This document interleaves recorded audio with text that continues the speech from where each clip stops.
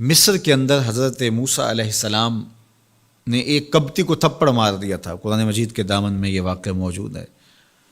تو آپ کی جلالت اور آپ کے زور کی تاب نہ لاتے ہوئے وہ وہیں ڈھیر ہو گیا اور اس کی موت واقع ہو گئی۔ تو مصر کے حالات کشیدہ ہو گئے اور حضرت موسیٰ علیہ السلام کو مصر چھوڑنا پڑا۔ تو وہ شہر مدین کی جانب جا رہے تھے کہ راستے کے اندر ایک کنواں تھا، وہاں کچھ لوگ اپنے جانوروں کو پانی پلا رہے تھے۔ تو حضرت موسیٰ نے دیکھا کہ دو پردہ دار خواتین ہیں، وہ اپنے جانوروں کو ایک سمت لیے کھڑی ہیں۔ سمجھ گئے کہ مردوں کے ہجوم میں آنا نہیں چاہ رہی، ان کا حیا مانے ہے۔ تو آگے بڑھے اور ان کے جانور ہانکے اور ان کو سیراب کیا اور پھر ان کی جانب ہانک دیے۔ وہ واپس گئیں اور اپنے والد بزرگوار سے کہا کہ ایک سال نوجوان جس کی آنکھوں میں شرم و حیا تھا، اس نے ہمارے ساتھ یہ مہربانی کی۔ تو ان کے والد گرامی نے کہا کہ جاؤ اس کو بلا کے لاؤ۔ قرآن مجید میں اس کا ذکر کیا گیا۔ فجاءتہ احداہما تمشی علی استحیاء، ان میں سے ایک خاتون حیا میں سمٹی ہوئی حاضر ہوئی۔ اس نے کہا کہ ہمارے والد گرامی آپ کو بلاتے ہیں، آپ نے ہمارے ساتھ جو مہربانی کی ہے اس کا وہ اجر دینا چاہتے ہیں۔ تو حضرت موسیٰ علیہ السلام ان کے ساتھ چلے گئے، اور جب گئے تو یہ گھر تھا حضرت شعیب علیہ السلام کا، اور یہ صاحبزادیاں حضرت شعیب علیہ السلام کی تھیں۔ تو اس خاتون کا شرم و حیا کے ماحول میں حضرت موسیٰ علیہ السلام کو یہ کہنا اور چل کے اس انداز سے آنا، قرآن نے اس کی حکایت بیان کی ہے۔ تو خدا کو پسند ہے کوئی خاتون حیا کے ماحول میں آئے تو اللہ اس کی آمد کو اور اس کے آنے کو قرآن کا عنوان بنا دیتا ہے اور قرآن کی حکایت بنا دیتا ہے کہ جو خاتون حیا کے جوہر کی مالکہ ہو وہ اللہ کو کتنی اچھی لگتی ہے۔ اللہ اکبر۔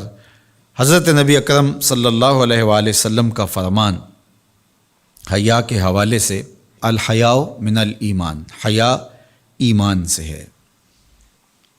تو جتنے بھی ایماندار لوگ ہیں وہ پھر حیا کے جوہر سے مزین ہوں گے، مالا مال ہوں گے۔ آپ دیکھ لیجئے سب سے بڑے ایماندار تو میرے اور آپ کے آقا مولا ہیں، اور حضور کمواری لڑکی سے زیادہ حیادار تھے۔ باقی حضور کے اصحاب دیکھ لیجئے، ان کا حیا، اور حضور کی ازواج مطہرات کا حیا دیکھیے۔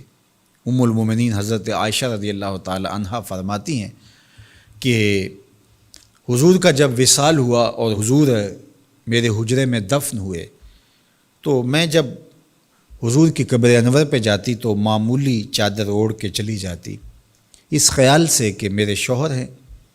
پھر حضرت ابوبکر صدیق رضی اللہ تعالیٰ عنہ کا وصال ہوا تو وہ بھی ساتھ دفن ہو گئے، تو میں پھر بھی اسی حالت میں جاتی اور میں سوچتی کہ ایک میرا شوہر ہے اور دوسرا میرا والد ہے۔ کہا پھر حضرت عمر رضی اللہ تعالیٰ عنہ کا انتقال ہوا اور وہ بھی ساتھ مدفون ہوئے۔ تو حضرت ام المومنین فرماتی ہیں کہ اب جب میں جاتی تو میرا جانے کا انداز مختلف تھا۔ فواللہ ما دخلت الا وانا مشدودۃ علی ثیابی حیاء من عمر۔ کہا اب جب بھی میں جاتی تو خوب اوڑھنی اوڑھ کے اور چادر لے کے جاتی، مجھے عمر سے حیا آتی۔ یہ ام المومنین کا انداز زندگی ہے۔ مخدرات اسلام کو اس سے سیکھنا چاہیے۔ جو قبر میں دفن ہیں ان سے بھی یہ حیا کریں، جو مومنوں کی ماں بھی لگتی ہیں۔ اور آج یہ دلائل دیے جائیں کہ پردہ تو جناب دل کا ہوتا ہے، چہرے کا پردہ تو نہیں ہے۔ باقی کسی کو اپنی آنکھ میں شرم پیدا کرنی چاہیے۔ عورت کو کیا ضرورت ہے کہ وہ اپنے آپ کو ڈھانپ کے رکھے۔ اب ام المومنین کا عمل یہ ہے کہ فرماتی ہیں کہ میں اپنے آپ کو خوب سمیٹ کے جاتی حیاء من عمر۔ عمر قبر میں ہیں لیکن ام المومنین فرماتی ہیں مجھے پھر بھی حیا آتی۔ اور حضرت سیدہ طیبہ طاہرہ حضرت فاطمہ الزہرا رضی اللہ تعالی عنہا نے کہا کہ عورت کے لیے بہترین پردہ یہ ہے کہ اس کو کوئی غیر مرد نہ دیکھے اور وہ غیر مرد کو نہ دیکھے۔ تو جب یہ ہمارا دین ہمیں سکھاتا ہے اور حیا کا یہ سبق دیتا ہے، بڑوں سے حیا کرنے کی تلقین کی گئی، اللہ سے حیا کرنے کی، اس کے رسول سے حیا کرنے کی تلقین کی گئی۔ صحابہ فرماتے ہیں بعض اوقات ہم کچھ پوچھنا چاہتے ہوتے تھے اور حضور کے حیا کی وجہ سے ہم ایک عرصہ تک وہ بات نہیں پوچھ پاتے تھے۔